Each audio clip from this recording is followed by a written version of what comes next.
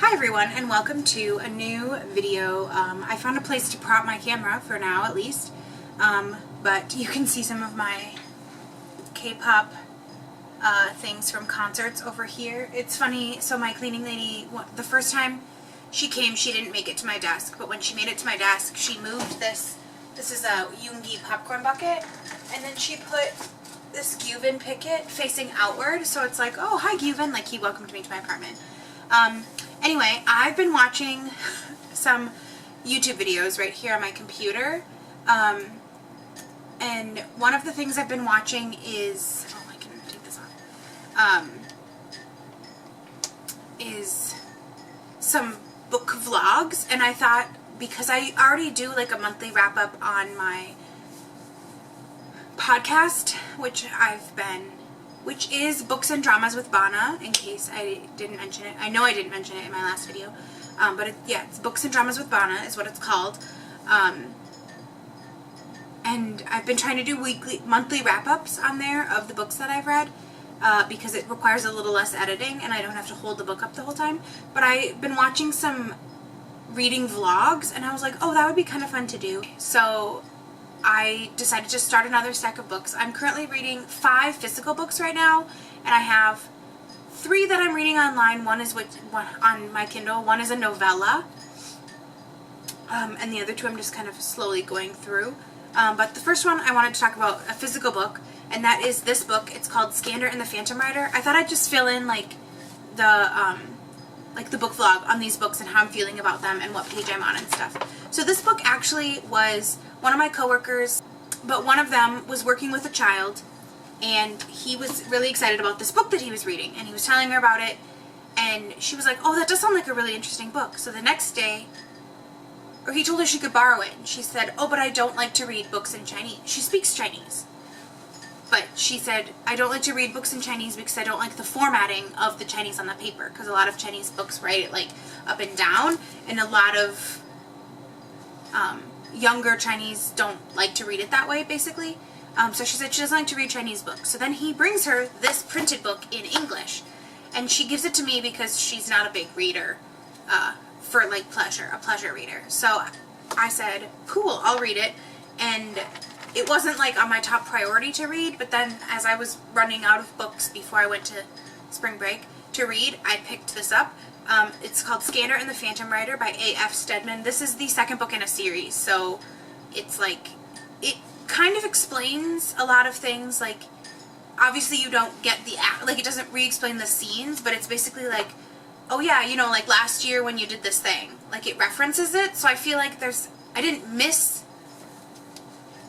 like some of the character development and the backstory was a little hard to follow, but I kind of caught up onto like what is going on. So basically there is, when you are, I want to say 13 or something, I can't remember, you take this test to see if you have these, like, to have what it takes to get bonded to a unicorn, basically. You have these elemental powers. And if you pass the test on New Year's Eve, whatever day of the year it is, at midnight they knock on your door 3 times. Well, Skandar, his older sister Kenna, in the last book, didn't make it. Like, she didn't pass the test, but he didn't even take the test, and they came and collected him and brought him to the training ground. Or maybe it was 2 years ago she didn't pass, but then last year he didn't even take it and he passed. So he goes to the training ground, and you get put in, like, there's 5 elements, but only 4, there's only 4 or 5 4 official elements, but there is 5 elements. And so you get put in a quartet with these 4 other people, and you kind of like, you live in this treehouse and you train together, basically, and you train in your elemental magic. Well, Skandar found out that he's a spirit wielder, and that's the band element. So he has to face a lot of that in here, where people are like they don't really like him. They think any sort of problems, anything that's different, anything that's going on. There's lots of bad things happening in this book.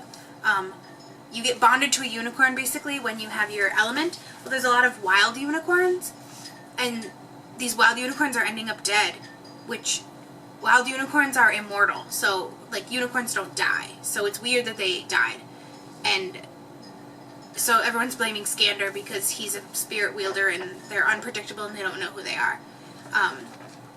There's a big reveal, I think, in the first book that I'm not going to share, but they talk about it in this book, so if you don't read the first book, it doesn't matter, because they'll tell you, and can't even tell you much what it's about, because he's trying to, like, he's learning all this new information about spirit wielders. These wild unicorns are ending up dead, and they're blaming him because he's a spirit wielder, and they don't like spirit wielders.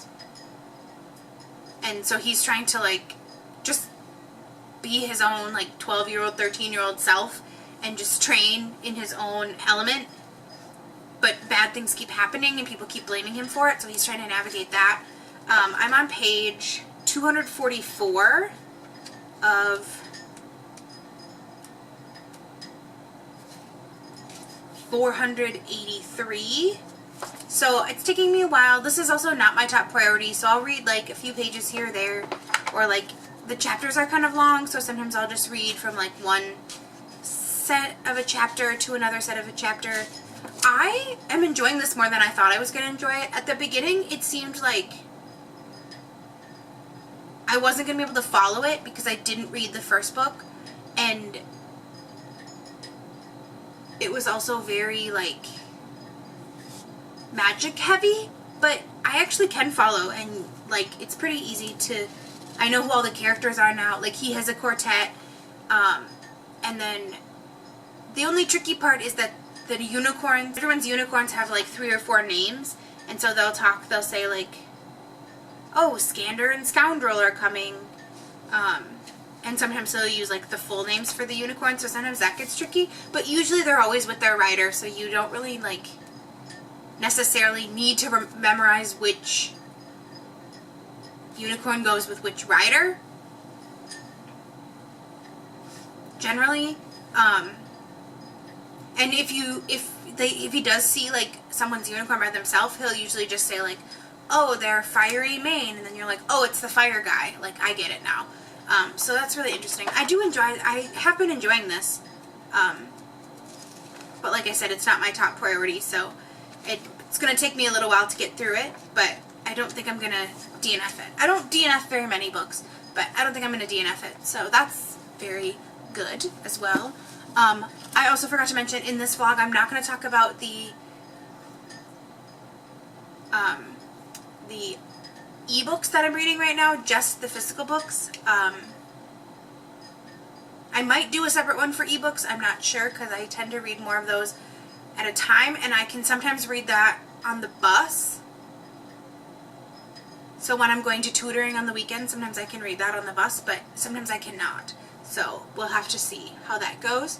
But yeah, stay tuned for what I'm planning to do today is just kind of update on all of the different books I'm reading and how far I'm in all of them. I might change like my top just for my editing purposes to help me realize which book I'm talking about. But yeah, anyway, see you in the next clip. The cover is gone. It's not here right now. Anyway, it's Imogen, obviously. When I finish the book, to talk about it, I will show it. But this book is about a girl. Let me get the cover, actually. It's Imogen, obviously, by Becky Albertalli. I have read a Becky Albertalli book. I do need to read Simon vs. the Homo Sapiens Agenda and watch the movie, which I have not watched. But I did read the book, The Upside of Unrequited. And I did enjoy that book. So this one, when I read the synopsis, I had it in my 2024 releases, I think. 2023 releases. Wow, it's been that long. And immediately was like, I need to buy this book. So basically, Imogen is she's surrounded by queer people. Her sister, her best friend, her childhood best friend, she is surrounded by tons and tons of queer people. So she is the token straight ally in the queer spaces. And her childhood best friend must be a year older, and she's in college, and close by, nearby, but she is has newly come out as queer, like before she started college, and has found this space full of other queer people to hang out with in college, and she invites Imogen to hang out with her. And Imogen has a lot of, you can't really see it, there's a few tabs in here, not very many yet, but I'm only on page 78. Well, there's actually like 1, 2, 3, there's already 5. And I could have put more, but I've been trying to restrain myself. So, in my personal life, I do identify as asexual, but it doesn't feel queer enough a lot of times to hang out. Imogen does not, at least as of 78 pages, has not said that. But I can relate to being the token straight in a group of queers and feeling not entirely sure how to fit in. So Imogen is worried that she's not going to fit in with this group because she can't relate to a lot of the things they talk about. But then she finds out that Lily told them that they're ex-girlfriends that they used to date. And so now Imogen has that in her brain too, of like, I need to pretend to be the ex-girlfriend of Lily, even though I've never been in a relationship, and I've never imagined being in a relationship with a girl, so that her friends don't find out about our secret. But then there's also one of the girls in the friend group, Tessa.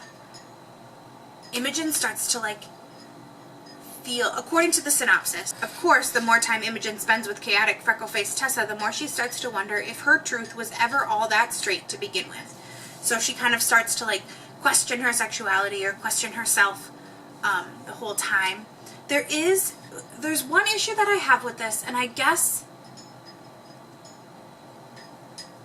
I'm not sure if I don't know how I feel about it yet.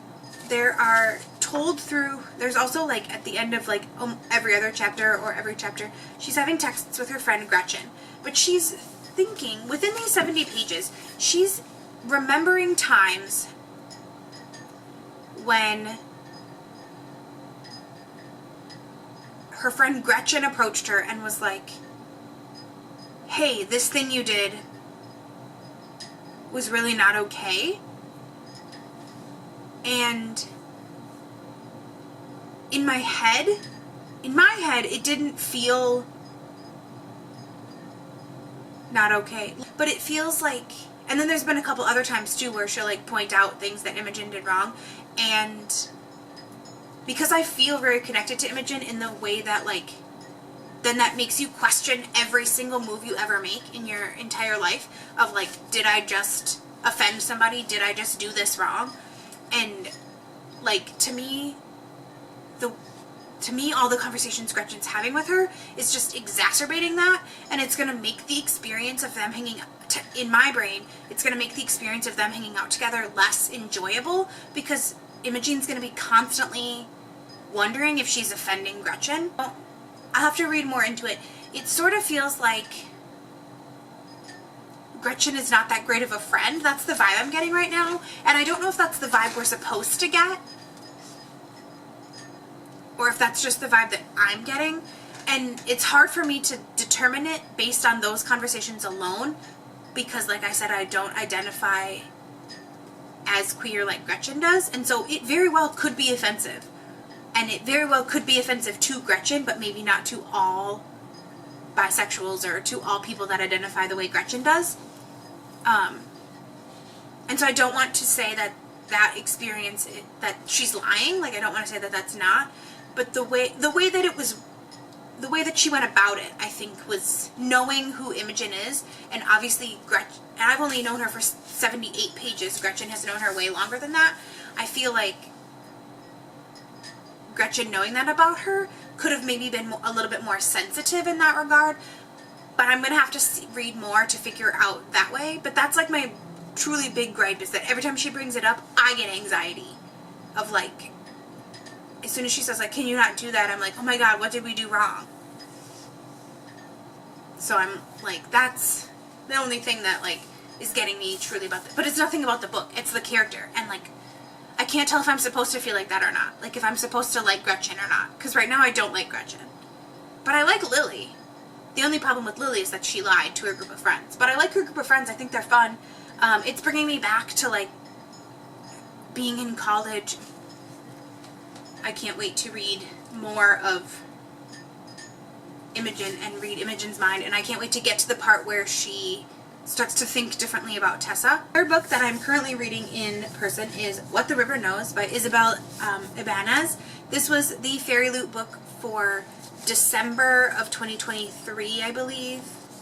And I, like, was all ready to start this. I think I read the prologue and started the first chapter, and then it didn't make it to me, so I did restart it when I got it. But this is the outside cover, and then this is the under the dusk jacket, so I'm just going to hold this up. It's a little sparkly, it's a little shiny. Okay. I'm on page 80 of this book, so I'm about the same distance in a lot of these books. Anyway, but so this book is about a girl named Inez, who is from Argentina, but her parents have spent most of her life traveling to Egypt, and they don't really tell her much about their trips, and then no matter how many times she's asked to go, they don't include her. Well, she finds out that at the beginning of this book that her parents were walking in the desert and they died.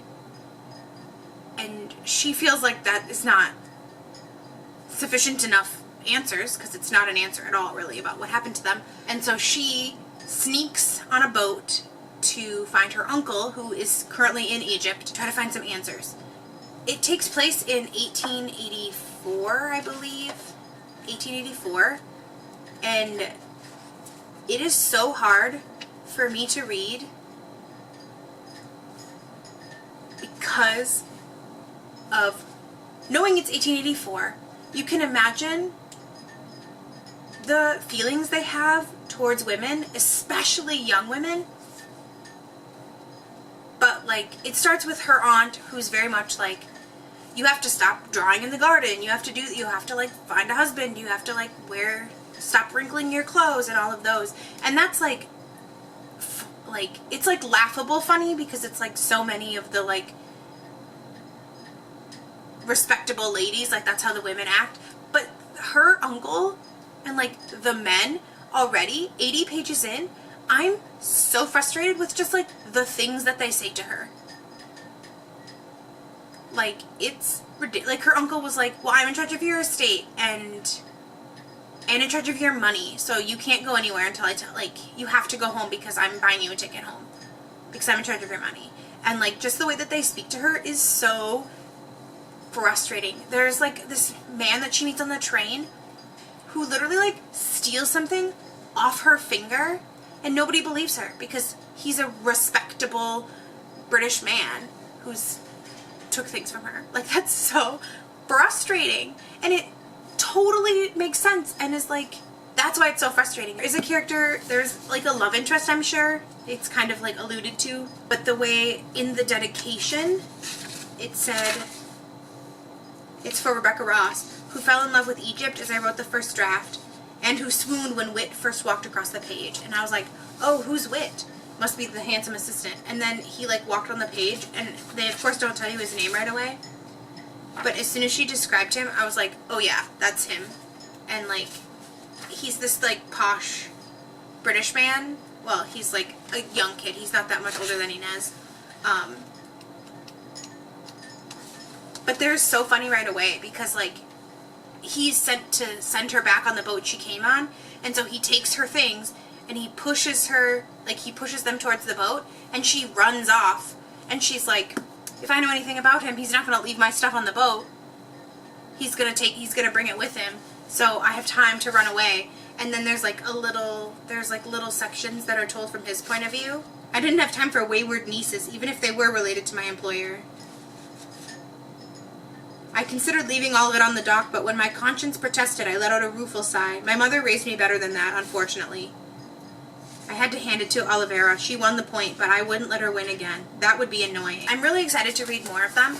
I wasn't sure at first, like when it first came in the fairy loot box, I wasn't sure because it's a gorgeous book, but historical fiction is really hard for me,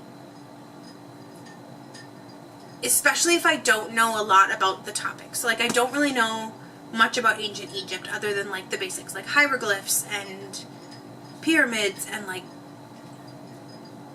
King Tut and Cleopatra. Like I know like the very, very basics of like the most popular historical facts. And so I was like a little nervous at first that it was going to be like more history facts and less like actual information. And so far there's been some info dumping. Like you need to understand that like right now the British have taken over and they're trying to like civilize the country of Egypt. But I think the way it was explained was in a really interesting way. So I'm very excited to continue reading this. I'm in love with Wit. I can't get over Wit. I want to see more of him. He's so charmingly annoying. And I'm just excited to read more. So, yeah. Hello. I'm excited to talk about this one because I'm a little bit farther in this book than I am in the others because I have been bringing this book with me to school, basically. And so this is an author whom I have read almost all of the books she's released. So this is Gloria Chow. This is When You Wish Upon a Lantern. But I love Gloria Chow's books. They're so easy to read. They are so fast. The first one I read by her was American Panda. So this was the most recent before that one. But it was When You Wish Upon a Lantern. And so basically this is about a girl named Leah, who is Chinese American. And she lives in Chinatown. And her family owns a lantern shop, but they sell other things, but they own a lantern shop. And her grandma has just passed away, but she finds out that the shop is in financial trouble. And so she decides that she found out that one of the biggest successes to their lantern wishing shop, where you write your wish on a lantern and you release it into the air. The key to one of their successes of the shop was that her grandmother was personally granting as many wishes as she could. Obviously not everybody shares their wish, like it is private if you want it to be private, but some people would volunteer the information to her nanai, and her grandmother would then help make that wish come true. So she has decided that she wants to do that because it will bring in business for the shop, because if people's wishes are coming true, people are going to want to make wishes. Well, then she enlists her childhood friend, Kai, to help her. On page 160 of this already, it's dual perspective, so it's told, one chapter is told from hers, one chapter is told from his. If anybody ever writes or says or notices the things about me that Kai notices about Leah, I will marry that person immediately. The way he talks about her is so heartwarming and almost feels fake. Like there cannot be a 17, 16-year-old boy that thinks like that. I love Kai in this. Leah, also very nice. I love her a lot. She overthinks things a lot. Her parents are also not great. His parents, terrible. His mom, I don't know, we haven't met her much. His brother and dad, terrible. Terrible people. Her parents, very detached, very confusing. If your shop was in financial trouble, wouldn't you be trying harder? Like, they don't know that she knows that, but they really don't seem to care about this shop at all. Anyway, that's that one. This is already going to be a 5-star. I can pretty much already tell. Anyway, that's that one. This is the last book I'm going to talk about in this, and then as I read these and update and like have strong feelings, I'll just update them like kind of as I see fit, so they might go in different orders. We'll see. But anyway, this one is The Resort by Sarah Oakes. This is the February 2024 book of the month that I got for that month. This one I I am glad that I read it later, only because it takes place on an island in Thailand. And I've now been to Thailand. I've not been to this island because this island is off like the southern coast of Thailand. Like it's quite far away actually from where I was in Thailand. But some of the things that they mention and like understanding the vibe of Thailand and understanding the weather patterns and understanding like how it looks is very different than I think how I would have imagined it had I not been to Thailand. So this takes place on a resort as well. So one thing that is a little bit different for me only because of where I was staying in Thailand was there are more, they call themselves the permanents. They are like expats that moved to Thailand from different parts of the country or from different parts of the world. And in the area that I was in Thailand, and a lot of the areas I went to in Thailand, there are not a lot of foreigners. I believe like Bangkok or like Chiang Mai, there is more because people visit there, but there are not a lot of foreigners that live in Thailand. And so that is the only part that's like hard for me to connect to, is the fact that like all of these like white characters are living in Thailand. Like that's the only part that's like not connecting in my brain because I did not see very many of them. With how excited people got to see me in Thailand, I could tell that they do not get a lot of white foreigners. They get other foreigners that visit. Like there's a lot of foreigners from India, there's a lot of other Asian foreigners go there, but they do not get a lot of white foreigners, especially in the part that I was in, because it was about like 4 hours outside of Bangkok. It is a book. It's a dual perspective. So it follows Cass and Brooke. Cass is one of the permanents, and she lives on this resort, Koh Sang, in Thailand. It is a real island. I looked it up, but it is off the southern coast. It's like a tiny little island off the southern coast of Thailand. It is quite far from the mainland and quite far from where I stayed in Thailand.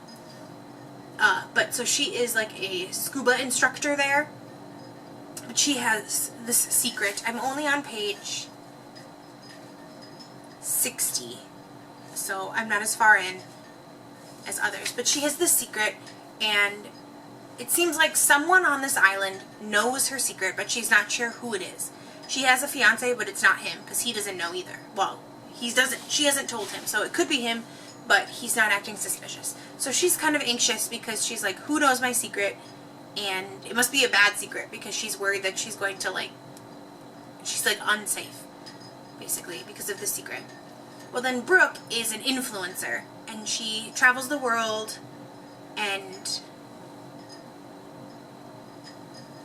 has all of these like adventures, but she has become friends with Cass, and so she kind of feels like she might want to become part of this group, but she feels like an outsider because all of these like permanents, they've lived there together for multiple years, and really only Cass and then one of the guys, because he's kind of like flirting with her, they're the only two that really seem like super welcoming to her. The other permanents seem a little leery of her and a little bit like they don't really exclude her, and so she's feeling kind of on the outs. She also seems like she has a tragic secret, but I'm not really sure yet what it is. It is really exciting. It is really cool to have to read a book that is taking place in another in a place that I've been. It's really exciting to read about, and because I've been there now, I feel like I can relate a little bit more to the characters and like the beauty of the country. It just feels like it could take place in any really like any country, or it could even take place like in like, it doesn't feel like they're expats. It doesn't feel like they're having to adjust to a different, like Brooke especially, it doesn't feel like she's having to adjust to a different culture. And that's the part that I'm like having a hard time buying into, but I do like the mystery of it, so I am excited. But I am only 60 pages in, so. Hi everyone, and welcome to another update. This is actually the next day after I filmed that last update. But I did a little bit more reading. Where is it? It's here. Quite a bit more in When You Wish Upon a Lantern. I am now on page 256, like 348 pages, so I have about like a little less than 100 pages left to read of this book. The thing I talked about in the update where I didn't want to read their parents finding out that they were hanging out together happened like shortly after I did that update yesterday, and I am livid. And Leah have been avoiding each other. And then Kai's dad and brother are like terrible people. His brother says that baking is too girly. And so he always makes fun of Kai for being a baker. But he somehow has good business sense, the brother. And then because of him hanging out with Leah, the brother and the dad have been hanging out at the bakery a lot more. And now they just decided that like they're going to change everything in the bakery. It's like, doesn't even look like a bakery anymore. And that's, for some reason, he's going to pass down the bakery to the older son. The older son's like, don't worry, you can work here for as long as you want. And Kai's like, yeah, as your employee, like, that's not what he wants. He wants to own the bakery. He doesn't want to work for his brother. So he's been avoiding the bakery. And I hope that through this, like, him avoiding the bakery and Leah's been avoiding her shop too, I'm hoping that it really, like, makes their parents see that they can't do it without the kids. They also, like, talk to each other about how they don't stand up to their parents. And it was, like, really hard for them to hear, but also, like, really important for them to hear. So I am curious to know, like, what happens next, like, when they do decide to talk to their parents. Because there's 100 pages left for them to reconcile with their parents and then reconcile with each other. Or reconcile with each other first and then reconcile with their parents, whatever, however they do it. But they do need to reconcile with each other because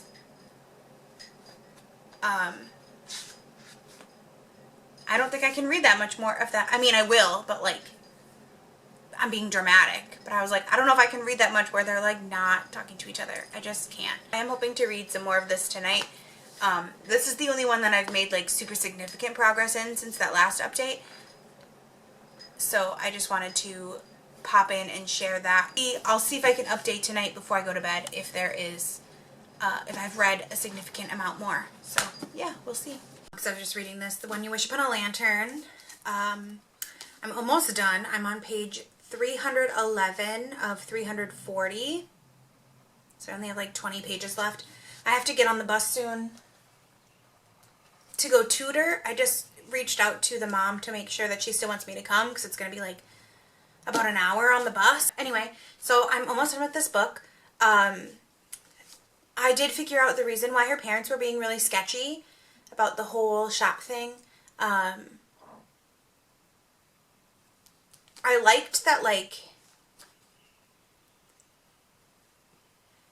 the reason that they weren't friends at the beginning of the book, or like they were avoiding each other at the beginning of the book, is kind of like a miscommunication, which I hate miscommunications. But I liked the way that it didn't affect the book in a negative way. Like, sometimes when miscommunication happens, they like are terrible jerks to each other and they're so rude and don't even take the time to listen to each other. Whereas this one, like, they were friends, and like, because it was an embarrassing moment for her, neither one of them wants to like mention it to other people, but so many people are asking them, like, why are you guys not dating? Like, I feel like you guys have been dating, like, I feel like you guys are dating. And they're like, no, we're just friends. People are like, well, why aren't you dating? And like, he doesn't want to tell them because it was an embarrassing moment for her. I'm obviously not done yet, but she has found out by her parents why they were being so sketchy. I think I mentioned that at the beginning of this. Like, she has found out why they're being so sketchy about the whole store and stuff, and these two got in a fight because his dad and brother are being ridiculous and irritating. And so it empowers both of them to like talk about their feelings to their parents. And Kai has been standing up for himself a little bit more than Leah has, but not in the same way, like, not in a super rebellious way. Like, he just doesn't have that in him. And Leah even says that in here. She's like, you told your brother to shut up, but you said please. Like, that's just who you are as a person. So he can't be like truly mean. But she hasn't tried to talk to her parents at all. And so then she does finally, like where I am in this book. And it went a lot better than I thought. I am a little bit frustrated. Like, I understand why they said what they said, but I also feel like they didn't give the children the chance to like voice what they wanted to do. Well, there's only like 20 pages left, so I don't think obviously we're gonna find out like we're not gonna find out what they choose in the future, obviously, because it's just gonna be like their like relationship in the end. But I really do like, I'm worried about the future of his bakery. Anyway, I'm liking this so far. I know it's going to be 5 stars. I think I've given everything Gloria Chow's written 5 stars. But yeah, I'm really enjoying this book right now. I will for sure, when I get home, probably finish this book tonight. But yeah, I'll update you once I finish this one. I finished this book. I was not very far away from finishing it when I updated you last time. But basically, I loved this book. The only part that made me mad is how sweet Kai was to her the entire time. Like, even though he thought she didn't like him, even though he thought she threw up when he asked her on a date, he still was so sweet to her. And he, like, knew her so well. He knew about her superstition with the number 4. He knew about her hatred of surprises, because she really needs to know, like, she really wants to know all the answers, so she doesn't want to pick things. He knew about that. He knew about her love for reality shows. He knew how to calm her down when she was feeling really anxious. He would, like, bring out things they used to do as children. It was so sweet. I was like, God, this guy really, he just needs to exist in real life, and it would make so many people's lives so much easier. He's so good. I really did love this. This cover also is just so gorgeous. I did buy, I think it's X marks the spot, but it's like EX marks the spot. The cover of that is a little bit darker than like her normal books. So I am curious about that book. And the X is like big, and the letter X in the word X is like red. So it's like, it almost makes me a little bit curious about how that's going to go. So this is the first book of this like reading vlog thing. For this one, I decided to start Our Violent Ends by Chloe Gong. This is the second book and final book in the These Violent Delights duet. And I read These Violent Delights a long time ago. Like, I believe I finished it while I was on crutches in 2023. In the summer of 2023. So it's been over a year and a half since I read that one. I'm over halfway done in Imogen, obviously. This book is really fast to read, because like at the end of almost every chapter is just like texts between her. It starts between like her and Gretchen, which is like her friend from like her high school friend, and then it moves into texts with Tessa and Gretchen, but Tessa is one of the freshmen in college that she meets. So in this book, Imogen is the token straight friend. Ooh, excuse me. The token straight friend in the friend group. She's visiting her friend Lily in college, who's a year older than her, or a grade older than her, I guess. Like, doesn't necessarily mean she's a full year older, but she's a freshman. Lily's a freshman in college. Imogen is a senior in high school, but she's gonna go to the same school. It's like really nearby their house. But so she stays for like 3 days. She stays on campus with Lily to kind of see how it is and get to know, and she's in Lily's queer friend group, and Lily has told them that that Imogen and Lily used to date. Imogen is pretending to be bi because that's what Lily told everyone Imogen is. And now Imogen's starting to have like interesting feelings for Tessa, who's one of the girls in the friend group, but has a weird, like, she can't figure out if she's really, like, has a crush on Tessa, or if it's because she's pretending to be bi that she's, like, manifesting it in her own brain. It's so interesting. And I am curious because, like, on my last update, I think I said something about I don't like the way that Gretchen talks about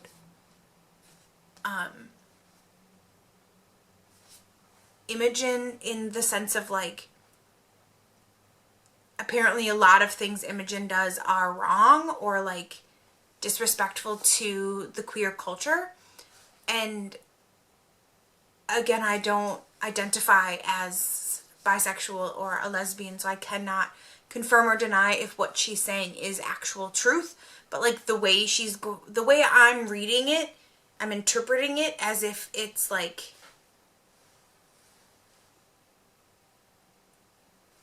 she's doing it in a very, like, mean way. I also wonder if those kinds of, like, comments are attributing to the confusion that Imogen is feeling at this point in the book. I am on page 218, just, like, a tiny bit over halfway. But that's one of the things that, like, is interesting to me is, like, is it because of how Gretchen has responded to things that she's done that she is so conflicted? Or would she have naturally, I mean, she probably would have also naturally been conflicted because of who she is as a person. So I'm curious to know, like, how it progresses. I've been tabbing lots of things because some of the things she says are, like,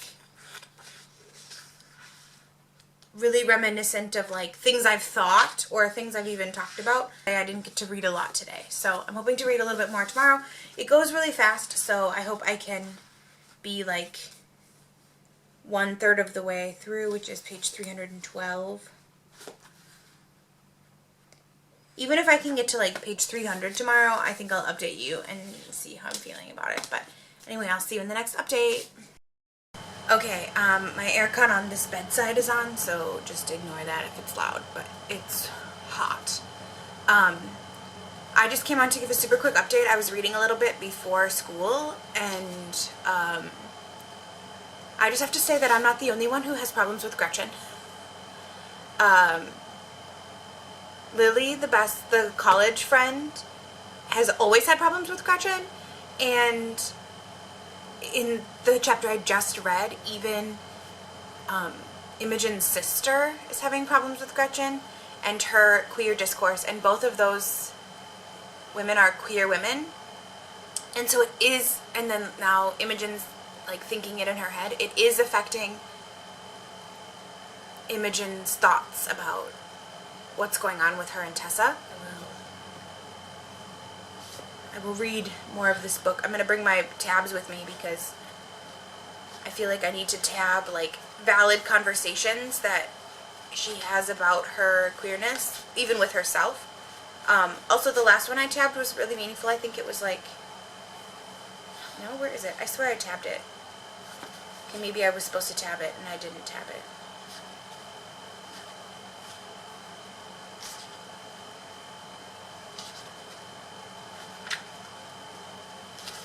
It is getting a little messy because she is still pretending that she dated Lily with her friend, Tessa.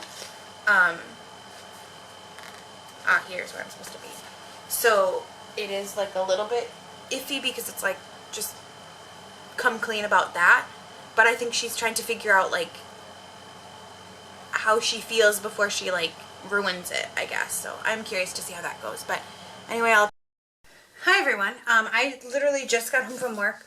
I'm still a little winded from all the stairs that I have to go up, but I wanted to update because I have had so much to say about this book. I finished this book. This is the Imogen, obviously. I finished this book today while I was at work, and literally I, like, texted my best friend back home and was like, you need to read this book when I'm done. And they'd already read it, so we were having, like, discourse while I was reading it. And I just want to say I was right about Gretchen from the beginning. And I think for me, it was also, like, this experience was also very different because I was realizing it in the same time that Imogen was, with similar thoughts. Was that, like, my thought was, like, maybe Gretchen is just being true to herself, but because I'm not, I don't identify as bisexual like she does, I can't fit the discourse, so I can't really speak to that. And then Lily and Edith had something to say about it, and I was like, okay, maybe I was right. Maybe I was right. And I was like, but maybe, like, Imogen's coming from a place of whatever. Then, Gretchen. Then Imogen tried to tell Gretchen that she thought she might have a crush on a girl, and Gretchen shut her down. Gretchen was like, it's just because you're straight.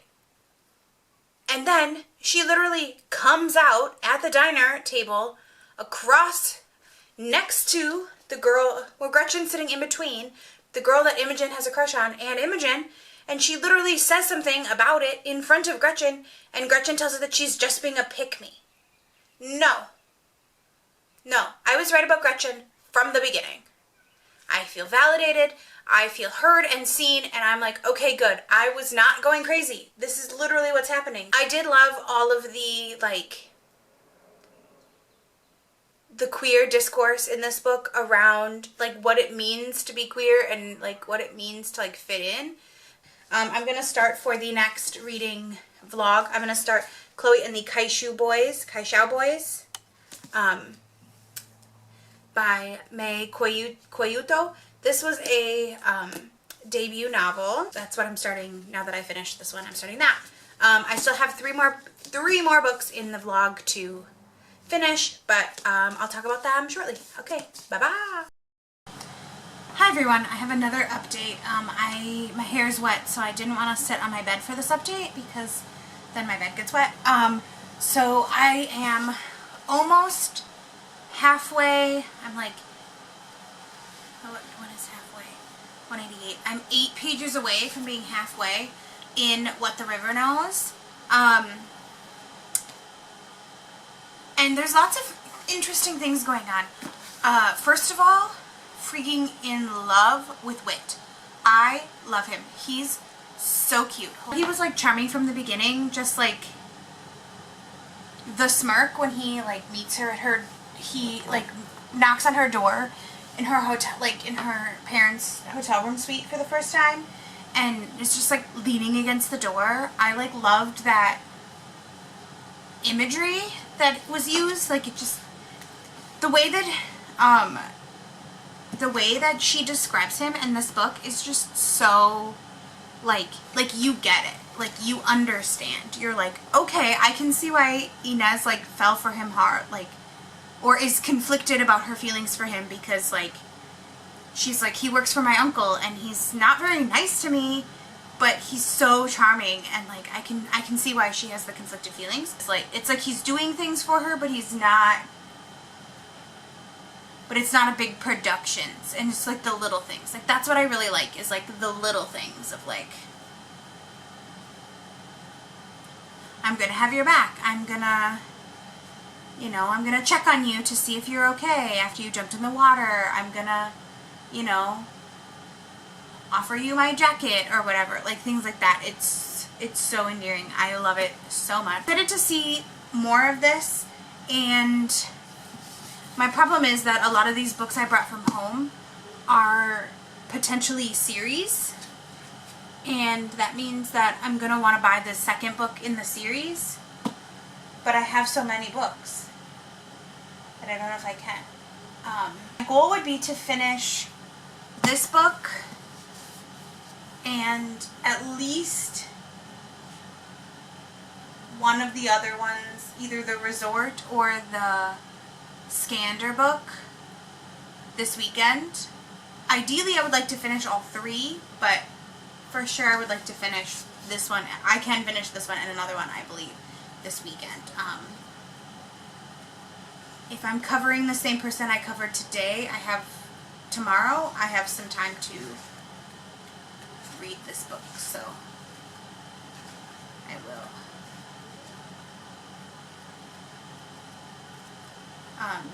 Like in between children. I'll try to do that tomorrow as well.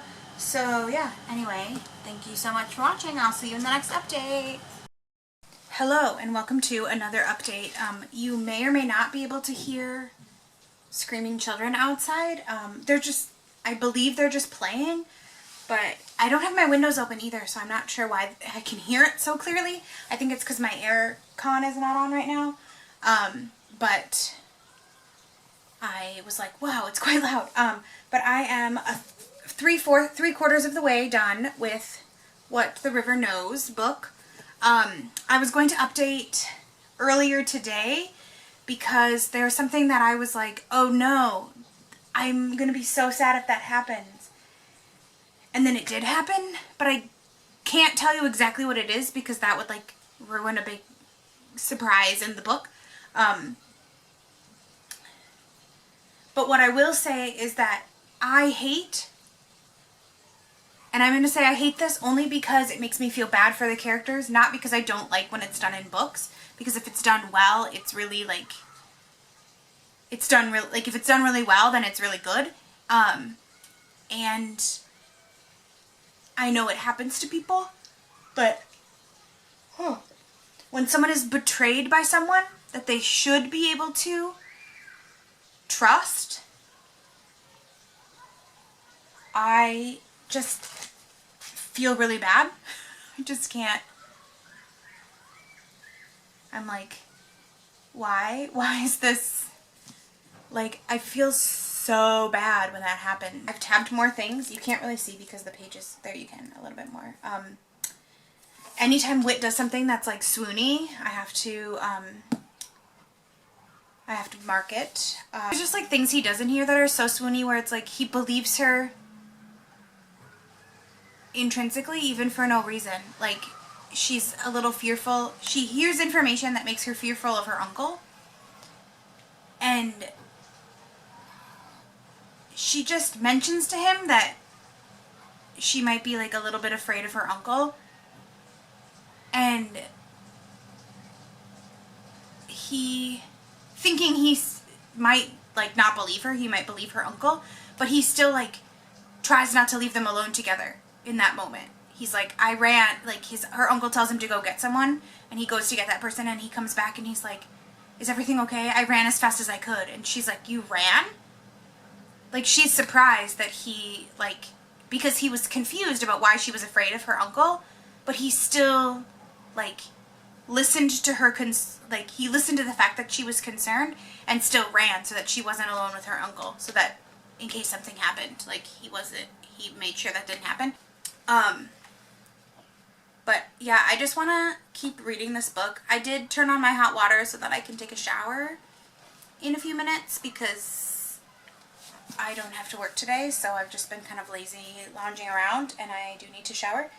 Anyway, I will update you when I'm either finished or almost finished with this book because there are things that happen. I know this is the first book in a series, and like I feel like where it's gearing up to is like where it feels like it could end, but there's still like a quarter of the book left, so I'm like they're gonna have to introduce a new conflict or like extend part of this other conflict. Hello, this is the final update for What the River Knows. I finished this morning. Sorry if you can hear my aircon. I was out and about this morning and I needed it on because I was sweating. Let's just say the ending was very interesting for me.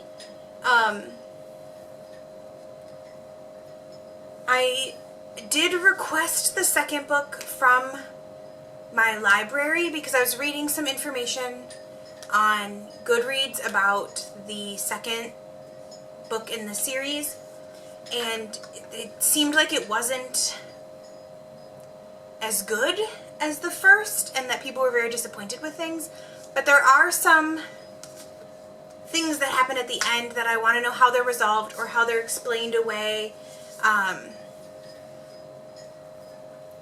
There are some like loose ends that maybe could come back into play in this second book, and I really want to know if they do come back into play.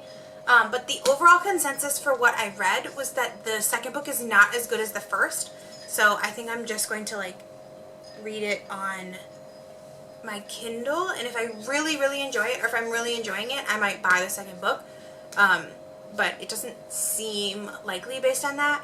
Also, I hear there is something that happens between Wit and Inez in the second book that's going to make me not like Wit, and I don't know that my heart is ready for that. He's also very suspicious at the end of this book. He's like doing some weird suspicious things, like very out of character for him, and then the epilogue was also very confusing to me. So I'm very confusing about what is going on. I did enjoy it. I think I'm going to give it probably 4 stars. I was going to give it 5 stars until the end.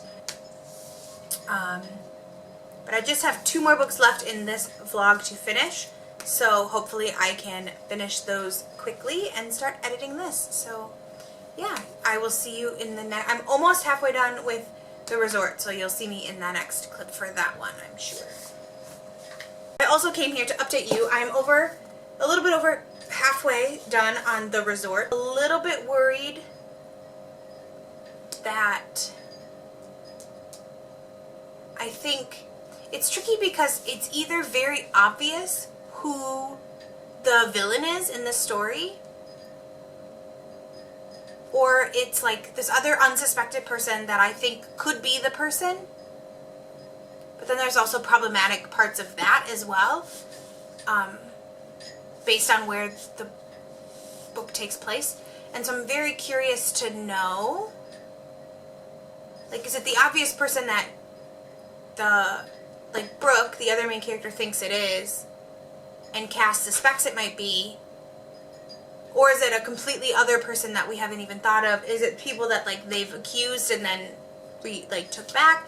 Like, who? That's what I want to know. Is I want to, like, finish the book to figure out, like, who is it that did this? Because hi everyone, Editing Haley here. I was working on editing this video, and I just was listening to my thoughts on The Resort, and it's been a while since I finished it. I've already started like my second set of vlogs, but I just wanted to pop in and say, because I don't know if I remembered what I said, so I don't know if I addressed it I don't think I addressed it in like my finished part, like when I finished it, but I'm just going to tell you, one of the people I thought was a person who could have been, one of the culprits was a character whom I thought was a Thai local, and the only Thai local that they mentioned throughout the whole story. And that's why I thought it was like the problematic one, was that like, I thought it was going to be problematic if they made him if the author had made him the actual person who did the killing. I just wanted to make sure that I clarified, because I did say like, it could be problematic if this person who I think it could be is the killer. And that was why I said that.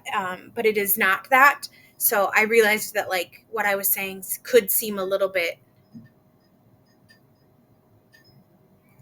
cryptic. And so I just Editing Haley wanted to pop in and clarify. I've never been to this island also, but it does feel also very unrealistic that there are like no native Thai people living or working there.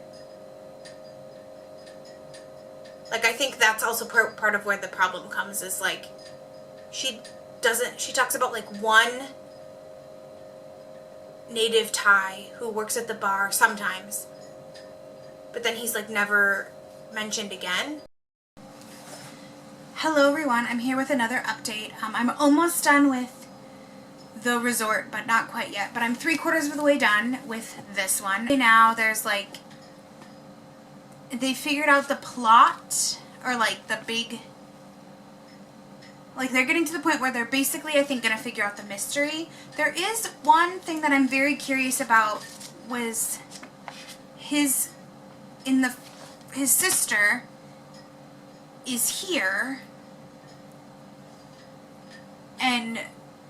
but she was trapped, and then something happens and she was no longer trapped, but I can't quite figure out where she is yet. I think her chapter is, there's a chapter of hers that's next, but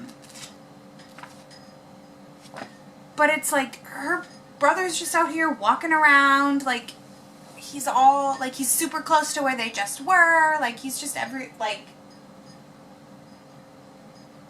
you know, he lives here in this like town, city where she was held, and they used to like have meetings in this tower that she was in, but now she's not in the tower anymore. So like, how has she not seen him? How has she not seen anybody from his school? How has she not like come across him? Oh yeah, okay. There, I do remember now why she is not with him, but I am very curious. I want to know how they're gonna meet. They are trying to solve this like riddle, true song riddle, that will hopefully help them fix the island, because all of the elements on the island are out of whack. So there's like big firestorms, there's big tornadoes happening, lightning happens. That's how the tower that Kenna was in got destroyed. So they're trying to fix that, and to fix that like elemental magic. So they're trying to solve the riddle, and Skandar thinks he has like a big lead on the riddle, and he goes to tell their friends, and then their friend Jamie, who is a bard but doesn't want to be a bard, so he's been acting as a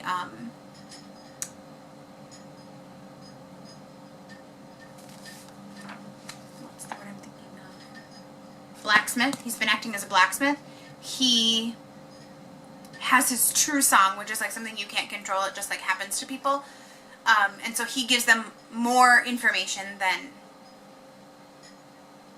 they had before. And so they're going to go solve the rest of the riddle, I think. So that's what's happening here.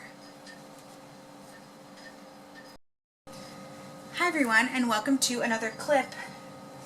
I finished it. This book, what the heck was this? So like, not in a bad way, but like the ending.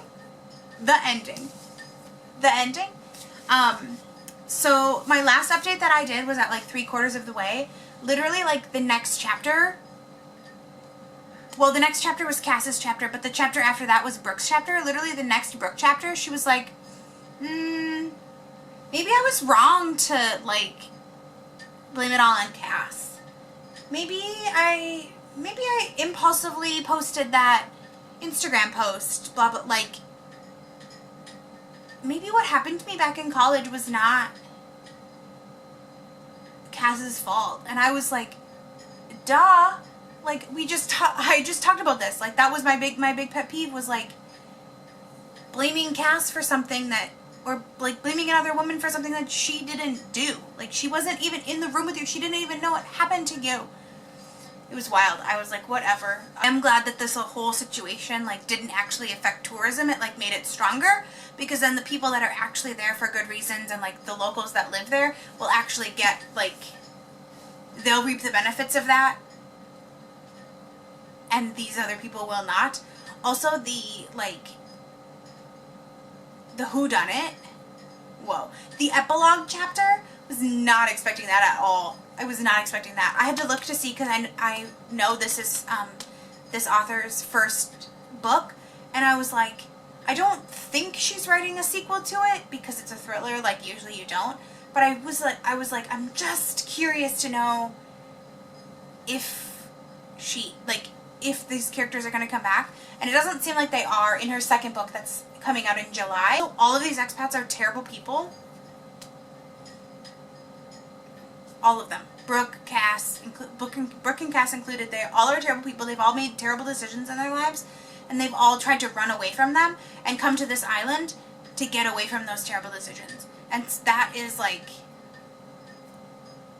maybe that's the part that was bothering me. It was like they were using this island as a way to hide from the terrible decisions that they made, instead of like, but nobody was actually like trying to become a better person because of them. I guess Cass kind of was. Like, she was kind of trying to like put that behind her because of like the circumstances surrounding like what everybody said afterwards and stuff like that. I did really enjoy it. I liked it. I gave it 4 stars. I think it was just like that aspect of it that really annoyed me. And the like, the insta regret, I think that Brooke felt. I can't write thrillers, so I feel like I can't fully critique people's writing of thrillers because I cannot do them, but I do read a lot of thrillers, and I think this is, for a debut thriller, this is really good. I think I have not read very many debut thrillers. It was this one, and then All Good People Here, which was also quite good. That one was like, that one you could tell was a little bit more like a debut. Hi everyone, and welcome to a new video, or new clip of the video, not a new video. This is actually my final clip of this vlog. I apologize if you can hear my fan and my aircon is jingling the little things. I finished this book last night. I didn't want to update because it was like midnight, so I just decided to update today. I think there's like 7 books in the series or something now. I looked it up last night. This book is definitely like... I was confused about how they were gonna like make it into a series because it seemed like the big thing that they were trying to solve was culminating into the end of the story. And I was like, it feels like a lot of mysteries that they had, or a lot of problems that they had, were solved in the first book because they like mentioned them. And so then this one I was like, so then what happens after this? Like if they save the island, what happens next? And then they allude to what's probably going to be something that happens in the next book.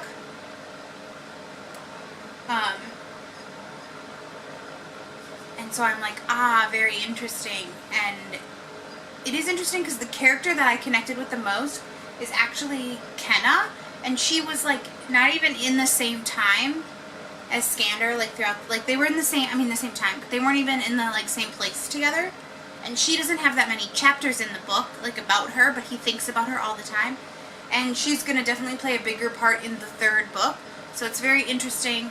This, I don't have plans as of now to like go get the next book and read it, but I feel like I wouldn't be averse. Like, I think it's good also to like read books like this that are at the age and appropriate reading level for children that I work with. But yeah, thank you so much for watching this. If you enjoyed it, please give it a thumbs up. Please comment down below if you liked these books, any of these books that you think that I should check out. And make sure to subscribe to this channel if you haven't already. I really appreciate it. Thank you so much for watching. Bye!